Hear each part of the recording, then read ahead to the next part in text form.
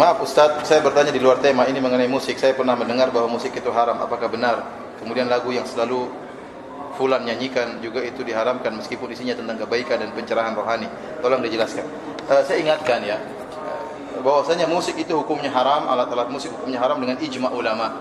Seluruh madhab, madhab Hanafi, madhab Maliki, madhab Syafi'i dan madhab Hambali, semuanya mengharamkan musik. Terutama yang keras dalam masalah adalah madhab Syafi'i. Maka pada kesempatan kali ini saya akan menukilkan perkataan Imam Syafi'i dan imam yang lainnya. Ya. Pertama, Rasulullah SAW bersabda dalam Sahih Al-Bukhari, la yakunanna min ummati aqwamun yastahiluna al-hira wal harira wal khamra wal ma'azif. Akan dari umatku suatu kaum yang mereka menghalalkan zina, menghalalkan kain sutra bagi lelaki, menghalalkan khamar dan menghalalkan alat-alat musik. Ya. Dan ini sudah terjadi, ada orang menghalalkan zina, ada orang menghalalkan homoseksual, ada orang menghalalkan kain sutra bagi laki, ada orang menghalalkan khamar dinamakan jamu dan apakah macam-macamnya, dan ada orang menghalalkan alat-alat musik. Oleh karenanya hampir seluruh ulama ya menyatakan haramnya musik. Di antaranya Imam Syafi'i. Al-Imam Syafi'i, saya sebutkan 3 penukilan dari kitabnya Al-Um. Di antara kitab-kitab Imam Syafi'i adalah kitab Al-Um. Dia mengatakan kalau ada orang berwasiat untuk memberikan alat musik kepada orang lain maka hukumnya haram. Wasiatnya tidak boleh dijalankan. Kemudian juga beliau berkata, saya bacakan perkataannya, fa in saraka khamran aw khinziran lam yuqta li anna hadha haramu thamani wa la yuqta fi thamani tambur wal mizmar. Kata Al-Imam Asy-Syafi'i dalam kitabnya Al-Um, kalau ada seorang pencuri, ternyata yang dia curi adalah khamar, dia nyuri bir atau dia nyuri babi, maka tidak boleh dipotong tangannya. Kenapa? Karena babi dan khamar hukumnya apa? Haram. Kata beliau demikian juga kalau pencuri tersebut curi gitar, curi seruling, enggak apa-apa juga, tidak boleh dipotong apa? Tangannya. Kenapa? Karena dia yang boleh dipotong tangannya pencuri kalau dia mencuri barang berharga yang halal. Adapun barang berharga namun haram, maka tidak boleh dipotong tangannya. Bayangkan Imam Syafi'i menyamakan hukum khamar, hukum babi sama seperti hukum apa? Alat musik. Ini yang ngomong siapa? Imam Syafi'i dalam kitabnya Al-Um.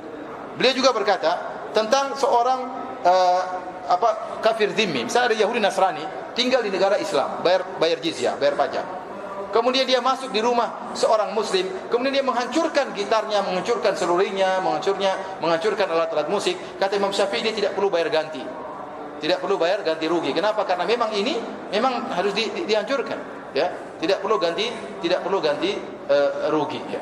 Oleh karenanya kalau antum ke Jakarta kemudian antum masuk di toko musik, antum hancurkan alat musik, antum bawa perkataan Imam Syafi'i, antum dituntut, ini Imam Syafi'i bilang begini, tetap saja antum ditangkap polisi.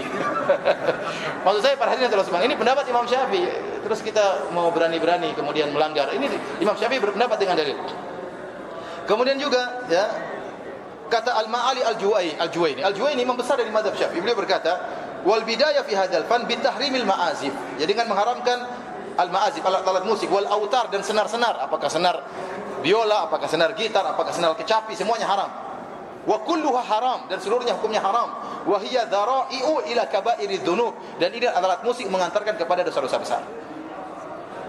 Perkataan Imam Ghazali, masih kenal Imam Ghazali atau tidak? Imam Ghazali dalam kitabnya Al-Wasit beliau berkata, al-ma'azif wal autar haramun li'annaha tushawwiqu ila syurbi wa huwa syi'aru syurbi faharrumat tashabbuhu bihim. Kata beliau, sungguhnya alat-alat musik dan senar-senar itu hukumnya haram, dan ini mengantarkan seorang untuk rindu minum khamar, dan bermain alat musik adalah syiarnya tukang minum khamar, maka diharamkan untuk bertasyabuh dengan tukang minum khamar. Yang bilang begini siapa?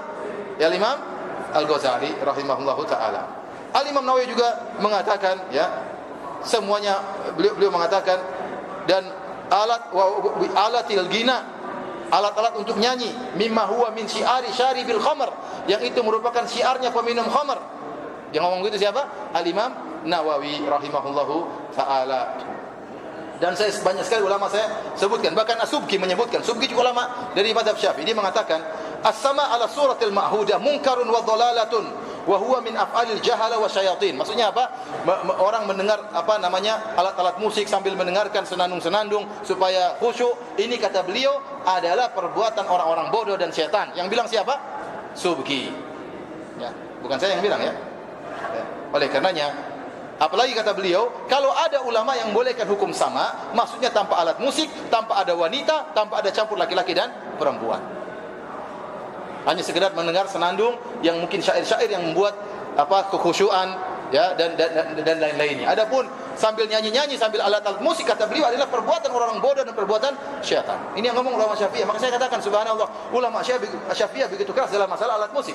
Dan sudah saya sampaikan, seandainya kita lihat alat musik, kebanyakan sekarang musik ini melalaikan. Jangankan musik, seorang aja banyak bernasyid dilarang. Kenapa? Kalau orang sudah sering bernasyid, terlalu banyak hafal nasyid, dia di mobil dia bernasyid, tidak hafal Quran. Dia di mobil tidak hafal hadis, tapi yang dia senandungan apa? Nasyid-nasyid.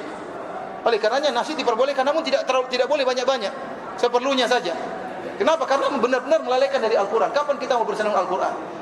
Saya sudah pernah sampaikan, seorang muslim bisa jadi menghafal lagu sampai ratusan lagu, entah bahasa lagu Jawa, lagu India, lagu Perancis, lagu Inggris, lagu Indonesia.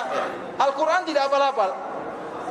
Dan pada lagu-lagu tersebut benar-benar dia resapi, apalagi lagu-lagunya isinya cinta, isinya perempuan, isinya tentang maksiat.